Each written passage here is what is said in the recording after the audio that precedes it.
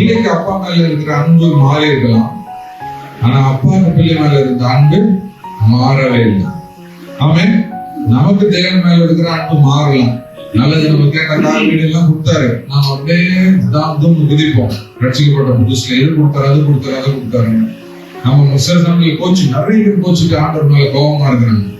கரெக்டா இல்லையே, இது பண்ணல, அது கேட்டா பண்ணல, விட்டுட்டாரு, இது பண்ணிட்டாரு, அது பண்ணிட்டாரு, குழம்புவாங்க, சபைக்கு போக மாட்டாங்க, இது பண்ணுவாங்க. ஆனா அதனால பிரச்சனை என்ன, எங்க போய் முட்டிக்கிறாங்க? அந்த ஊதாரி மகன் மாதிரி அந்த லாஸ்ட் ஸ்டேஜ், நீ சாப்பிடுறதுக்கு வழி இல்லைன்னு வரனால யாச்சு புத்தி தெரிஞ்சா அப்பா கிட்ட வராங்க. சரி, இந்த கூட்டத்துக்காச்சும் போய் பாருங்க, ஆண்டவர் என்ன சொல்றாங்க. இந்த கூட்டத்துக்கு வராங்க, அந்த கூட்டத்துக்கு வராங்க, எங்க போறாங்க, ஆண்டவர் தேடும் பொழுது திரும்ப வரமாட்டோம். அப்பா என்ன பண்றாரு? அதே அன்போட தான் காத்துட்டு இருக்காரு. ஆமென்.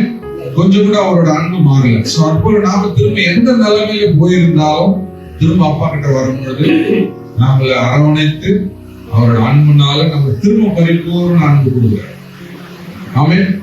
எந்த காரியத்தை இழந்திருந்தாலும் திரும்ப அப்பா கிட்ட வரும்பொழுது பரிபூர்ண அன்பு, விடுதலை, சமாதானம், சந்தோஷம், ஆமென், வெற்றி வாழ்க்கை கட்டாயமா கொடுக்குறாருன்றத தெரிஞ்சாதான் நம்ம திரும்ப அப்பா கிட்ட போவோம். ஆமென். சோ மனம் திரும்புதல் என்னன்னா, தினந்தோறும் நம்ம இருக்கணும். எந்த இடத்துல நம்ம சிக்குண்டு இருந்தாலும் என்ன ரியலைஸ் பண்ணணும், புத்தி தெளிந்தவனாகி. ஆமென். புத்தி நம்மள எங்கேயோ மாட்டிட்டு இருக்கிறோம்னா அர்த்தம்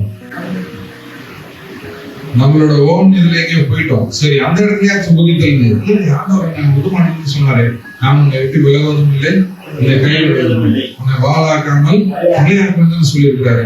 நான் அப்பா கிட்டே போறேன், அவரே நம்புறேன், அப்புறம் அவரை நம்பி செயல்படுறீங்க. அப்போ உடனே ஆரம்பித்து உடனே காரியங்களை நம்ம செய்யலாம். ஆமென். அது அதேதான் நம்ம ஆவிக்குரிய வாழ்க்கையில அப்படிதான். பல காரியங்கள் நம்ம கோச்சு கொண்டு உதாரி மகன் போல எங்கேயோ இருக்கிறோம், சமையல் போறோம், மற்ற காரியங்கள்லாம் பண்றோம். பட் அப்பாவோடு இருக்கிற உறவுல அப்பா வீட்டுல இருக்கிறோமா, இல்ல நம்ம போன வாழ்க்கை வாழ்ந்து கொண்டு இருக்கிறோமா? ஆமென்.